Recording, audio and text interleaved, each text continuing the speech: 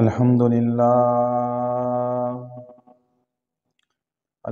لله الذي شرفنا على سائر الأمم برسالة من اختصه من بين الأنام بجوامع الكلم وجواهر الحكم، وصلى الله تعالى على خير خلقه وصحبه وبارك وسلم. ما نطق اللسان بمدحه ونسخ القلم. أما بعد، فأعوذ بالله من الشيطان الرجيم. بسم الله الرحمن الرحيم. لقد كان لكم في رسول الله أسوة حسنة.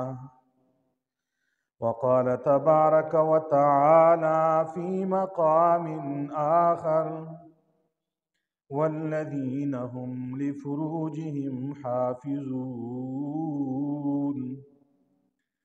إلا على أزواجهم أو ما ملكت أيمانهم فإنهم غير ملومين. فمن ابتغى وراء ذلك فأولئك هم العادون. والذين هم لأماناتهم وعهدهم راعون. صدق الله ورسوله النبي الأمي الكريم، ونحن على ذلك لمن الشاهدين والشاكرين، والحمد لله رب العالمين. إن الله وملائكته يصلون على النبي يا أيها الذين آمنوا صلوا عليه وسلموا تسليما. اللهم صل على سيدنا ومولانا محمد وعلى آل سيدنا ومولانا محمد، كما صليت على سيدنا إبراهيم وعلى آل سيدنا إبراهيم إنك حميد مجيد. اللهم بارك على سيدنا ومولانا محمد وعلى آل سيدنا ومولانا محمد، كما باركت على سيدنا إبراهيم وعلى آل سيدنا إبراهيم إنك حميد مجيد. سبحانك لا علم لنا إلا ما علمتنا إنك أنت العليم الحكيم. رب اشرح لي صدري ويسر لي أمري واحلل عقدة من لسانی. معزز بزرگوں، دوستوں، نوجوان ساتھیوں، جہاں تک میری آواز جا رہی ہے، میری آواز سماعت فرمانے والی مسلمان ماؤں، بہنوں، بیٹیوں، السلام علیکم ورحمۃ اللہ وبرکاتہ۔ گزشتہ 2 جمعوں میں آپ حضرات مفصل و مدلل غزوہ خیبر کا واقعہ سماعت فرما چکے ہیں۔ آج کے جمعہ میں सन 7 हिजरी के बकिया वाक़यात आप हज़रात के सामने बयान करने की कोशिश करेंगे और उन वाक़यात से उम्मत को क्या सबक मिलता है उन असवाक के ऊपर भी रोशनी डालेंगे।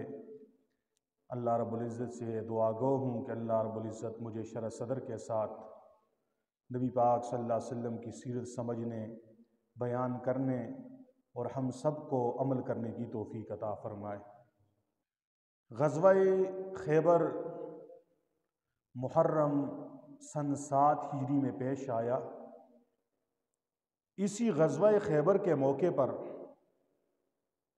दो चीज़ों को रसूलुल्लाह सल्लल्लाहु अलैहि वसल्लम ने हराम करार दे दिया था। एक गधों का गोश्त था और दूसरा निकाह मुता था। इससे पहले अरब में निकाह मुता का रिवाज भी था और लोग गधों का गोश्त भी इस्तेमाल करते थे। ग़ज़वा-ए खैबर ये वो पहला मौका है कि जिस मौके पर रसूलुल्लाह सल्लल्लाहु अलैहि वसल्लम ने गधों के गोश्त के इस्तेमाल पे पाबंदी लगा दी और निकाह मुता को हराम करार दे दिया। और याद रखिए, शरीयत इस्लामिया में बहुत सारे अहकाम ऐसे मिलेंगे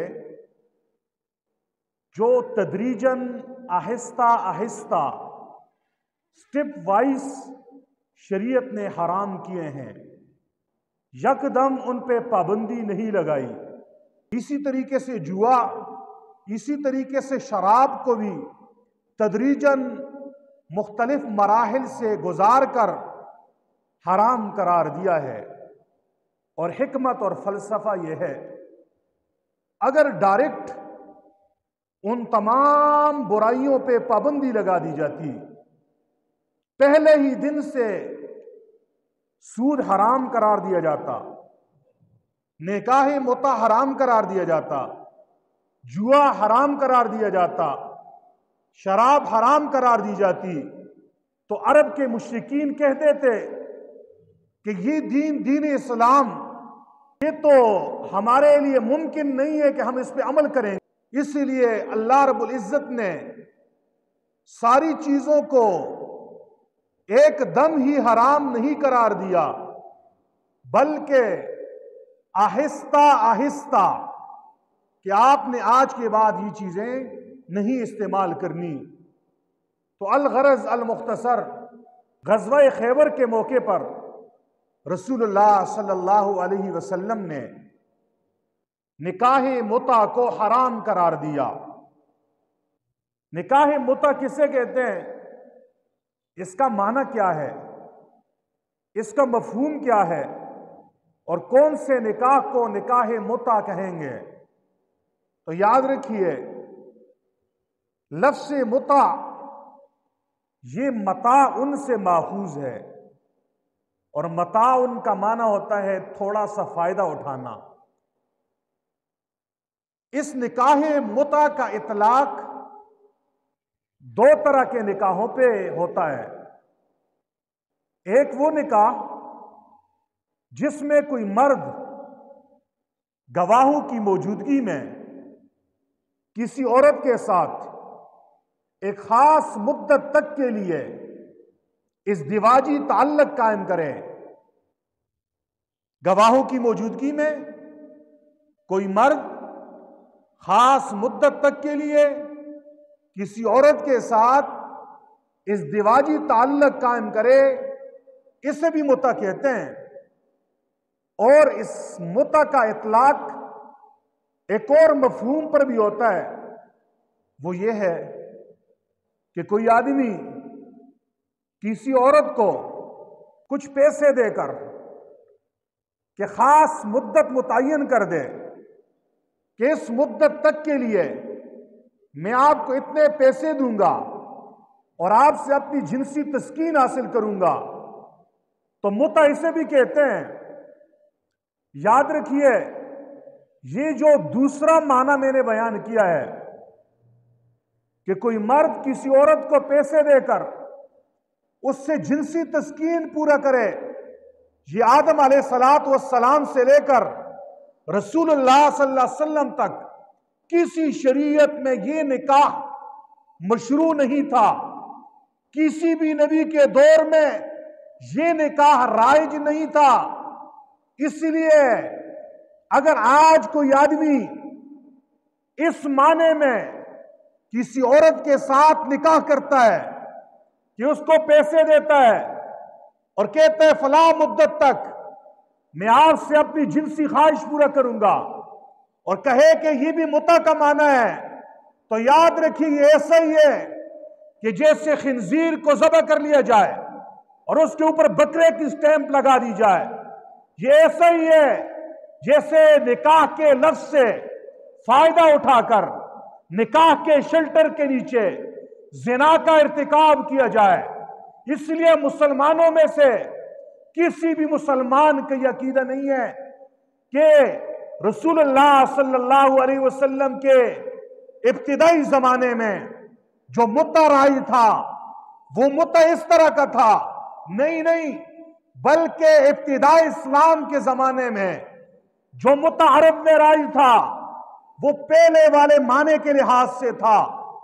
کوئی آدمی کسی عورت کے ساتھ گواہوں کی موجودگی میں خاص مدت تک کے لیے اسے اپنی بیوی بنا دے، گواہ بھی موجود ہیں، ولی کی اجازت بھی ہے، لفظ نکاح بھی استعمال کر رہا ہے، ان تمام شرائط کے ساتھ، تو اس کو بھی متع کہتے ہیں، اور دوسرے الفاظ میں اس کو نکاح مؤقت کہتے ہیں، یعنی خاص وقت تک کے لیے نکاح، کہ حضور نبی کریم کے ابتدائی زمانے میں جو متع رائج تھا وہ نکاح مؤقت کا تھا، کہ خاص مدت تک کے لیے لوگ کسی عورت کو اپنے نکاح میں لے لیتے، پھر جب وہ مدت گزر جاتی سال کی 1.5 سال کی، تو بغیر طلاق دیے،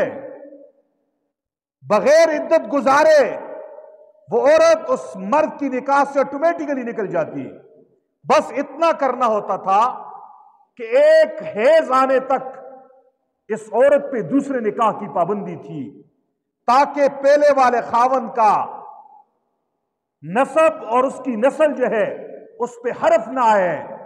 اس لیے یہ اس وقت یہ نکاح رائج تھا، نکاح مؤقت۔ تو غزوہ خیبر کے موقع پہ رسول اللہ صلی اللہ علیہ وسلم نے نکاح متع حرام قرار دیا، فرمایا آج کے بعد اس طرح کا نکاح کوئی بھی نہیں کر سکتا۔ اور یاد رکھیے یہ نکاح متع یہ قرآن سے بھی حرام ہے، حضور کے احادیث سے بھی اس کی حرمت ثابت ہوتی ہے، اور ہر سلیم الفطرت انسان کی عقل بھی اس بات کا تقاضا کرتی ہے کہ نکاح متع حرام ہونا چاہیے۔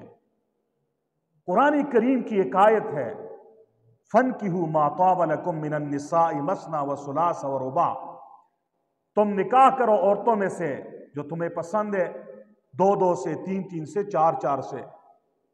تو قرآن کریم نے ایک مرد کے لیے زیادہ سے زیادہ 4 بیویوں کی گنجائش دی ہے کہ 4 تک آپ شادیاں کر سکتے ہو، لیکن نکاح متع اس میں تعداد کی کوئی پابندی نہیں ہوتی، ایک مرد 50 بیویوں کے ساتھ بھی نکاح متع کیا کرتا تھا۔ دوسری آیت آپ ساتھ ملا لیں وَالَّذِينَ هُمْ لِفُرُوجِهِمْ حَافِظُونَ، کامیاب لوگ وہ ہیں جو اپنی شرمگاہوں کی حفاظت کرتے ہیں، إِلَّا عَلَىٰ أَزْوَاجِهِمْ أَوْ مَا مَلَكَتْ أَيْمَانُهُمْ، فرمایا 2 طرح سے ان کے لیے جنسی تسکین پورا کرنا حلال ہے۔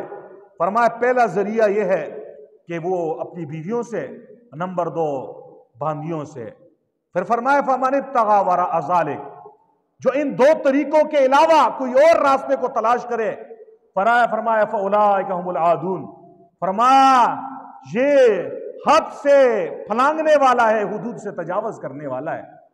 تو یہ آیت بتا رہی ہے کہ اسلام میں تو صرف دو ہی طریقے ہیں کہ آدمی ان طریقوں میں سے کسی ایک کو اپنا کر اپنی جنسی خواہش پورا کر سکتا ہے۔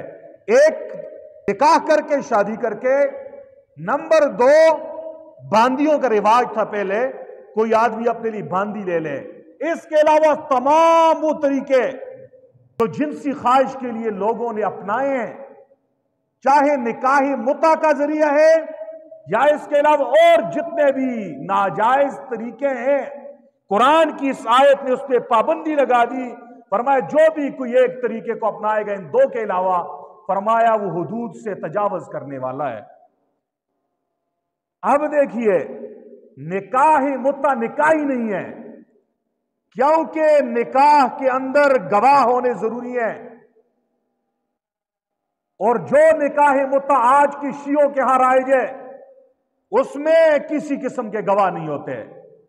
ایک آدمی کسی عورت کو پیسے دے دیتا ہے اور اپنی خواہش اس سے پورا کرتا ہے، کہتے ہیں کہ یہی نکاح متع ہے، اور پھر استدلال کرتے ہیں کہ اسلام میں یہ جائز ہے، حالانکہ یہ جھوٹ بول رہے ہیں۔ اسلام میں نکاح متع حرام ہے، غزوہ خیبر کے موقع پر رسول اللہ صلی اللہ علیہ وسلم نے حرام کر دیا ہے، اور حضور کے ابتدائی زمانے میں بھی جو نکاح متع تھا وہ اس طرح کا نکاح متع نہیں تھا جو آج کے لوگوں میں رائج ہے، کیونکہ نکاح کے اندر، تقریب نکاح کے اندر گواہوں کی موجودگی ضروری ہے۔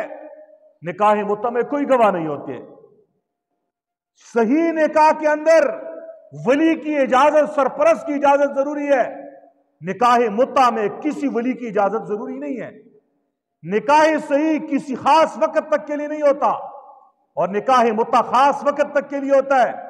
نکاح صحیحہ کی صورت میں خاوند پہ یہ فرض ہوتا ہے کہ وہ بیوی کو نان نفقہ دے گا، اس کو مکان دے گا رہائش کے لیے۔ نکاح متع کی صورت میں کسی کے اوپر بھی نان نفقہ سکنے کی پابندی نہیں ہے، بلکہ چند پیسے دے کر اپنی خواہش پوری کر لیتے ہیں۔ نکاح صحیحہ کی صورت میں خاوند مر جائے، بیوی پہ عدت ہے، نکاح متع میں کوئی عدت نہیں ہے۔ نکاح صحیحہ کی صورت میں خاوند مر جائے، بیوی کو میراث میں حصہ ملتا ہے۔ نکاح متع میں یہ کوئی چیز نہیں ہے۔ یہ لفظ نکاح کا استعمال کرتے ہیں، در حقیقت زنا کے لیے ایک شیلٹر انہوں نے اپنے لیے بنایا ہے، جس کے نیچے آج بھی کچھ نادان اس نکاح کا استعمال کرتے ہیں۔ رسول اللہ صلی اللہ علیہ وسلم کے صحابی حضرت علی کی روایت ہے، صحیح روایت ہے، حضرت علی فرماتے ہیں رسول اللہ نے خیبر کے موقع پر یہ نکاح حرام کر دیا۔ عقل بھی اس بات کو لازم سمجھتی ہے کہ اس طرح کے نکاح پہ پابندی ہونی چاہیے، کیونکہ جب ہم نکاح کرتے ہیں شریعت کی روشنی میں تو اس صورت میں تو مرد پہ بہت ساری ذمہ داریاں لازم آئیں گی، نان نفقہ سکنا، بہت سارے جو ہے نا اسے لوازمات اختیار کرنے پڑیں گے، تب جا کے کہیں اس رشتے کے قابل ہوگا۔ نکاح متع میں تو خواہشات پورا کرنے کے لیے بس صرف چند پیسوں کی ضرورت ہوگی۔ اس کی عقل اگر اس کو جائز قرار دیا جائے تو ہر اوباش، ہر بدماش اور ہر غلط کردار والا آدمی اسی چیز کی طرف جائے گا، اور وہ صحیح نکاح کے راستے کو نہیں اپنائے گا، نکاح شریعہ محمدیہ کے طریقے پہ نہیں جائے گا، بلکہ اس کا مقصد ایک ہی ہوگا کہ میں نے اپنی خواہش پوری کرنی ہے۔ اس لیے عقل بھی یہ کہتی ہے اس طرح کے نکاح کے اوپر پابندی ہونی چاہیے۔ اور ایک اور دلیل بھی ہے، مسلمانوں کے ہاں جب نکاح کی تقریب ہوتی ہے تو کسی کی بیٹی ہے، کسی کی بہن ہے،